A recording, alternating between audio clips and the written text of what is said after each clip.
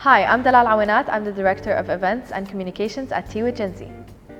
Hi, my name is James Arcaro and I'm the Creative Director at Tea with Gen Z. Hey, my name is Aman Chad and I'm the Senior Podcast Editor at Tea with Gen Z.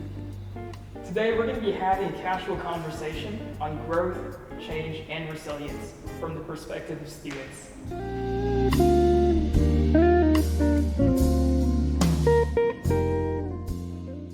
Isn't it crazy how we are about to graduate? I mean, it feels like it was just yesterday when we started university. Literally. Yeah, it's crazy to see how far all of us have come.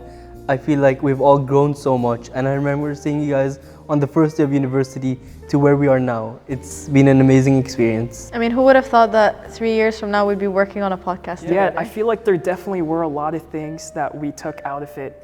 You know, a lot of new learnings, a lot of new experiences, new memories as well that we got to make. But I have to say, like, there definitely were challenging moments as well. We can't look past that. I mean, we went through an entire global pandemic together, but even though we were together, most of us were struggling doing it virtually online with no help. So it was really tough for us to do our university all by ourselves, really. Yeah, university really has been a struggle, and there was a lot that we really had to adapt to. So you mentioned resilience, which is something I've been hearing quite a lot now. It's become sort of a buzzword. So I wanted to ask you both, what is your definition of resilience? Well, for me, I would say resilience is more than just passing through and overcoming challenges and difficulties.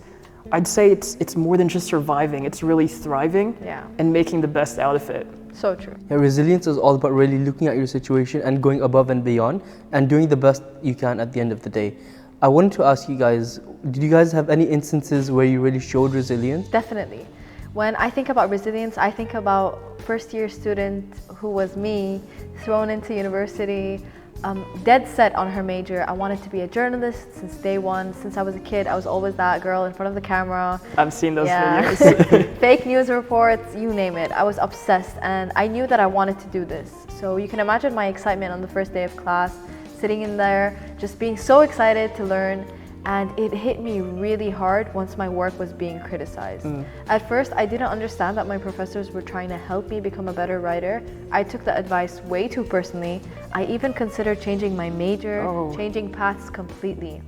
And looking back at it now, I'm so glad that I was able to stay resilient through that tough time and really pushed myself to become a better writer and a better journalist. Because if I did give up, then I would have given up on my dream and my passion in life. So when I look back, I'm grateful for the work that I put in and I became a much better writer and hopefully a great future journalist. Yeah, I really commend you on that, Dalal. And I feel like that's part of the beauty of university as well. It's exposing you to different viewpoints and challenging your own perspectives. Personally, a time when I experienced resilience was probably during the transition from physical to online. You know, like more than just the academic stuff, it's really the extracurricular. I kind of lead several organizations and clubs, and you know, I really have this ambition to make it the best that it could be. Typical James. Right, so, you know, it was challenging because there were several issues, you know, simple things such as technical difficulties, but even engaging your team, interacting with everybody, it's challenging. It is hard. Right, and I would say that it was a real learning moment. You know, it pushed me to think outside of my comfort zone and to really be flexible and adapt. So I'd say I definitely practiced resilience and I grew out of that experience. That's great to hear, and from what I've seen, I've known you guys from the very first semester, and to see where you are now, how much you've grown, it's truly a tremendous thing to see. For me personally, I feel like where I displayed resilience was a combination of both of what you guys said.